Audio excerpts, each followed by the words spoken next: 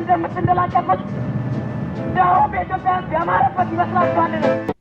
ጊዜው 1970 ዓመተ ምህረት ነው። አዲስ አበባ በለውጥና በፍርሃት መካከል ተዋዥቃለች። አብዮቱ ልጆቹን መብላት በጀመረበት በዚያ ክፉ ቀን በደርግ ጽሕፈት ቤት ወይም ታላቁ ቤተ መንግስት ውስጥ አንድ ታላቅ ሰው ተቀምጧል። እኚህ ሰው የደርግ ምክትል ሊቀመንበር፣ የአብዮቱ ጠንሳሽ፣ የአራተኛው ክፍለ ጦር የልብ ወዳጅና በብዙዎች ዘንድ የኢትዮጵያ ብሔርተኝነት ተምሳሌ ተደርገው የሚወሰዱት ሻለቃ አጥናፉ አባተ ናቸው። ግን ዛሬ ሁሉም ተቀይሯል። የቅርብ ጓደኛቸው በትግል አጋርነታቸው ጓድ ብለው የሚጠሩት ሻለቃ መንግስቱ ኃይለማርያም በዓይናቸው ውስጥ የሚነበበው ወዳጅነት ሳይሆን የሞት ፍርድ ነው። በዚያች ቅዳሜ ምሽት በቤተ መንግስቱ ኮተማ ግድግዳዎች ውስጥ የተዶለተው ሴራ የኢትዮጵያን የፖለቲካ አቅጣጫ ለዘላለም ቀየረው። ሻለቃ አጥናፉ እንዴት ወደቀ? ወዳጅ እንዴት ለወዳጁ ገዳይ ሆነ? ዛሬ በታሪክ መዛግብት በወቅቱ የነበሩ ባለስልጣናት ምስክርነትንና በራሱ በመንግስቱ ኃይለማርያም ቃል ታግዘን ያንን ልብ አንጠልጣይ ምሽት እንመረምረዋለን። ታሪኩ የሚጀምረው ከግድያው ዓመታት በፊት ነው። አጥናፉና መንግስቱ ሁለቱ የደርግ ምሰሶዎች ብዙ ታሪክ ጸሐፊዎች ለምሳሌ ፕሮፌሰር ባህሩ ዘውዴና ሪየን የለፎርት እንደጻፉት ደርግን በመመስረቱ ሂደት ውስጥ የአጥናፉ ሚና ከፍተኛ ነበር። እንዲያውም አንዳንዶች የደርግ አባት ይሏቸዋል። አጥናፉ ከአራተኛው ክፍለ ጦር የተገኙ ተቀባይነታቸው የጎላ አደራጅና ብሔርተኛ ነበሩ። መንግስቱ ደግሞ ከሶስተኛው ክፍለ ጦር ወይም ሀረር የመጡ ንግግር አዋቂና ስልጣንን የማሽተት ልዩ ተሰጥኦ የነበራቸው ናቸው። ሻለቃ ዳዊት ወልደ ጊዮርጊስ ሬር ቲርስ ወይም የደም እንባ በተሰኘው መጽሐፋቸው ላይ እንዲህ ይላሉ። አጥናፉና መንግስቱ ፍጹም ተቃራኒ ባህሪ ነበራቸው። አጥናፉ ግልፍተኛ ቢሆንም ልቡ ቀናና ለኢትዮጵያ አንድነት የሚጨነቅ ነበር።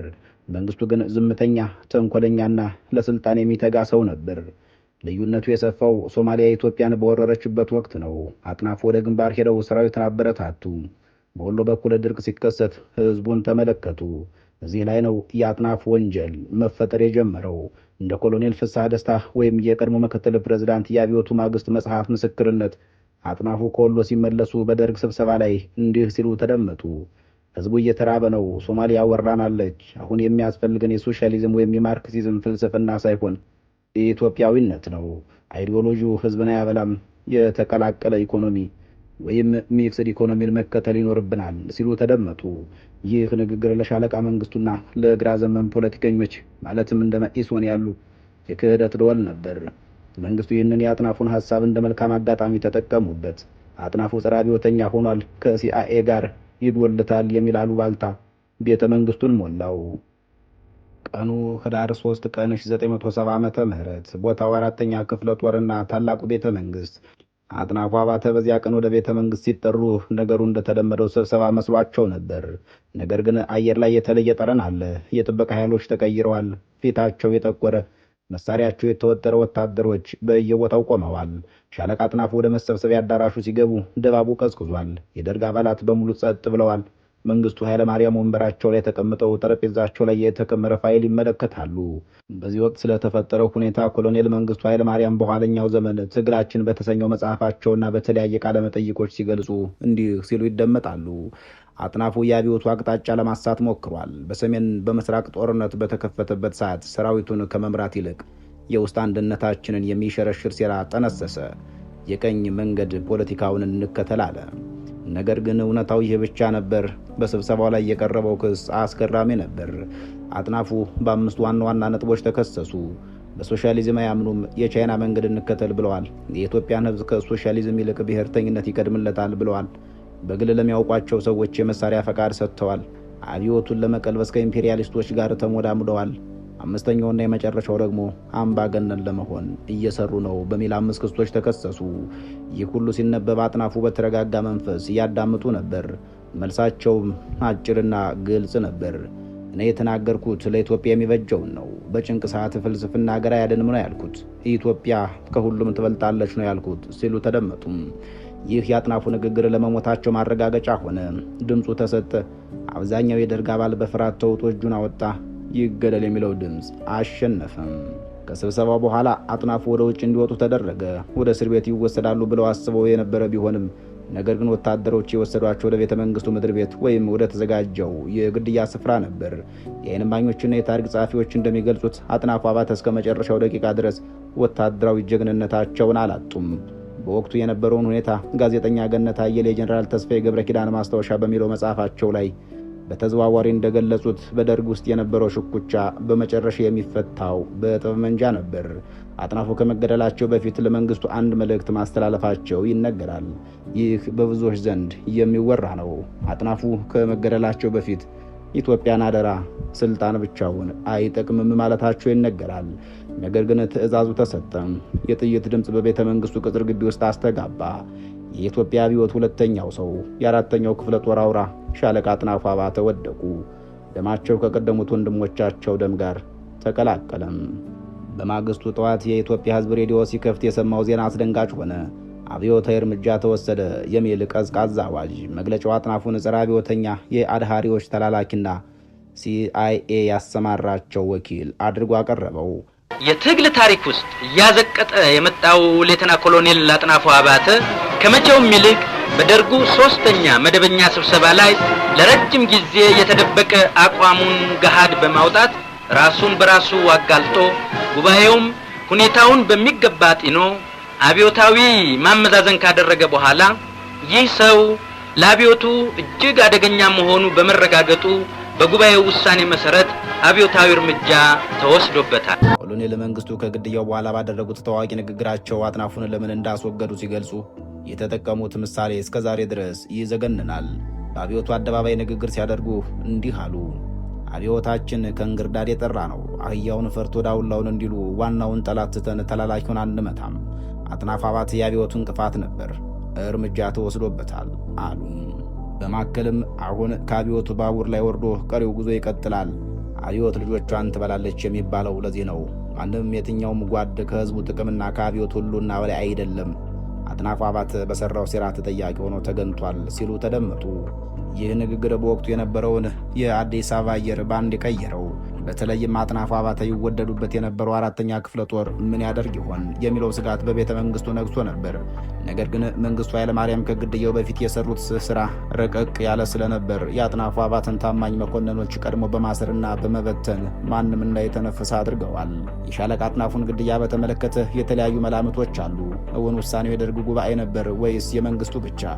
በዚህ ጉዳይ ላይ የሻለቃ ዳዊት ወልደ ጊዮርጊስ ሪየርቴር ወይም የደም እንባ በተሰኘው መጽሐፋቸው ላይ አንድ ወሳኝ ነጥብ ያነሳሉ።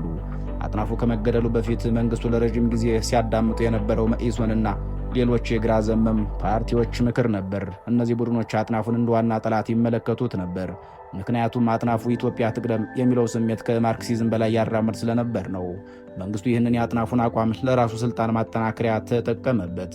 ሌላው አስደናቂው ምስክርነት የሚገኘው ከኮሎኔል ፍስሐ ደስታ መጽሐፍ ውስጥ ነው። ኮሎኔል ፍስሐ ደስታ በወቅቱ በስብሰባው ላይ ነበሩ። እንዲህ ሲሉም ይተርካሉ።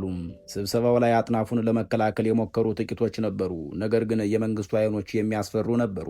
አጥናፉ ካልተወገደ አብዮቱ ይከሽፋል የሚለው የመንግስቱ መከራከሪያ ለብዙዎቹ ምርጫ አላሰጣቸውም። ወይ አጥናፉ ይሞታል ወይ ሁላችን እንጠፋለን የሚል ድባብ ተፈጠረም። በወቅቱ የአሜሪካ የደህንነት መስሪያ ቤት ወይም ሲአይኤ ለዋሽንግተን የላከው ሚስጥራዊ ሪፖርት በኋላ ይፋ የሆነው ይህንኑ የሚያጠናክር ነው። ሪፖርቱ እንዲህ ይላል። አጥናፉ የተገደለው ከአሜሪካ ጋር ግንኙነት ሊፈጥር ሞክሯል በሚል ሰበብ ቢሆንም እውነተኛው ምክንያት ግን የመንግስቱ ኃይለማርያም ስልጣንን ጠቅልሎ ለመያዝ የነበረው ፍላጎት ነው። አጥናፉ በሰራዊቱ ውስጥ የነበረው ተወዳጅነት ለመንግስት ትልቅ ስጋት ነበር ይላል። እዚህ ላይ ወደ ህዳር 3 ምሽት መመለስ ያስፈልጋል። አንድ እስካሁን በስፋት ያልተወራ ጉዳይ አለ። አጥናፉ ከመገደላቸው በፊት ከመንግስቱ ጋር ብቻቸውን ተገናኝተው ነበር። አንዳንድ የቤተ መንግስቱ የቅርብ ምንጮች እንደሚሉት ፍርዱ ከተወሰነ በኋላ መንግስቱ አጥናፉን ጠርተው አነጋግሯቸው ነበር። በዚህ ውይይት ላይ መንግስቱን ባቀረው እንደነበር ይነግራሉ። ይህ ያዞንባ ይሁን ወይም የእውነተኛ የጓደኝነት ስሜት ማንም አያውቀውም። ነገር ግን መንግስቱ ቆይተው ለጋዜጠኛ ገነት አየለ በሰጡት ቃለ መጠይቅ በተለይ በስደት እያሉ ነገሩን እንዲህ ሲሉ አቃለሉት። አጥናፉ ጓደኛዬ ነበር፣ አብረን በላን፣ አብረን ጠጣን። ነገር ግን አገር ሲመጣ ጓደኝነት የለም። እሱ የመረጠው መንገድ እኔና አብዮቱን የሚያጠፋ ነበር፣ ምርጫ አልነበረኝም ሲሉ ይደመጣሉ። ይህ የመንግስቱ ንግግር በሼክስፒር ጁሊየስ ቄሳር ላይ ብሩተስ ከተናገረው ቄሳርን የምወደው ቢሆንም ሮምን ግን አብልጬ እወዳለሁ ከሚለው ንግግር ጋር የሚመሳሰል ነው። ልዩነቱ ግን መንግስቱ አገሪቱን ሳይሆን ስልጣናቸውን መውደዳቸው እንደሆነ ታሪክ ጸሐፊዎች ይስማማሉ። ግድያው እንዴት ተፈጸመ ለሚለው አጥናፉ ወደ ምድር ቤት ሲወርዱ ኮማንዶዎች ይጠብቋቸው ነበርና አይናቸው እንዲታሰር ሲጠየቁ ፈቃደኛ አልሆኑም ተብሎ ይነገራል።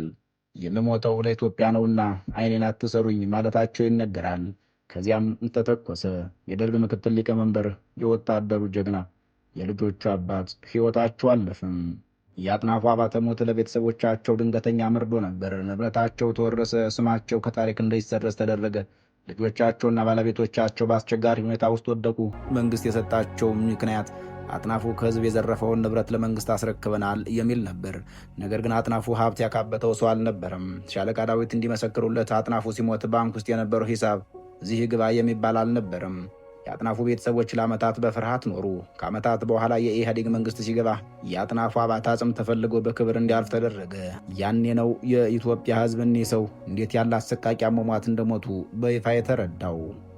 አፍታ ጽንቦና ወስደን ወደ ኋላ እንመለስ። ሻለቃ አጥናፉ አባተ በዚያች ምሽት ባይገደሉና የእሳቸው ሐሳብ ወይም ሚክስድ ኢኮኖሚና ብሔርተኝነት አሸናፊ ቢሆን ኖሮ ምን ይፈጠር ነበር? የመጀመሪያው የኤርትራ ጉዳይ። አጥናፉ ለኤርትራ ችግር ወታደራዊ ብቻ ሳይሆን ፖለቲካዊ መፍትሄ እንደሚያስፈልግ ያምኑ ነበር። ምናልባትም የ30 ዓመቱ ጦርነት መልኩን ይቀይር ነበር። ሁለተኛው የሶማሊያው ጦርነት። አጥናፉ በወታደሩ ዘንድ የነበራቸው ተቀባይነት ጦርነቱን በበለጠ ሞራል ለመምራት ያስችል ነበር። ሶስተኛው የቀይ ሽብር። ብዙዎች የሚስማሙበት አጥናፉ ቀይ ሽብር በሚለው የመንግስቱና የመኢሶን አካሄድ አይስማሙም ነበር። ምናልባትም ያ ሁሉ ደም በከንቱ ባልፈሰሰ ነበር። ፕሮፌሰር መስፍን ወልደ ማርያም ነፍሳቸውን ይማረውና በአንድ ወቅት ስለ አጥናፉ ሲጠየቁ አጥናፉ አባተ ከደርግ መኮንኖች ሁሉ የተሻለ የማዳመጥ ብቃት የነበረውና ለኢትዮጵያ አንድነት የሚቀና ሰው ነበር፣ የእሱ መንገድ ለኢትዮጵያ ውድቀት መጀመሪያ ሆነ ብለው ነበር። ዛሬ ከ40ና ከ50 ዓመታት በኋላ መንግስቱ ኃይለማርያም በሐረር ዚምባብዌ በስደት ይኖራሉ። ሻለቃ አጥናፉ አባተ ግን በኢትዮጵያ ምድር አፈር ሆነዋል። ታሪክ ግን የራሱ ፍርድ አለው። መንግስቱ አድሃሪ ያሉት አጥናፉ ዛሬ በብዙዎች ዘንድ የኢትዮጵያ ሰማዕት ተብለው ይታወሳሉ። መንግስቱ ግን በአምባገነንነት ተፈርጀዋል። የሻለቃ አጥናፉ አባተ ግድያ የአንድ ሰው ሞት ብቻ አልነበረም። የኢትዮጵያ አብዮት ከመስመር የወጣበት፣ ወንድሙን መግደል እንደ ጀግንነት የተቆጠረበትና ኢትዮጵያ ወደ ጨለማው ዘመን የገባችበት የታሪክ መታጠፊያ ነበር። ያንን ምሽት፣ ያንን የህዳር 3 ቅዳሜ ቤተ መንግስቱ ግድግዳዎች ቢናገሩ የሚነግሩን ታሪክ የክህደትን ጥልቀትና የስልጣንን አክሳሪነት ነው። ይህ የሻለቃ አጥናፉ አባተ ሙሉ ታሪክ ነው። የጓዳው ነብር ውድቀት፣ የኢትዮጵያ የልብ ስብራት ታሪክ። አሁን በዚህ እናበቃለን። ቸር ያገናኘን።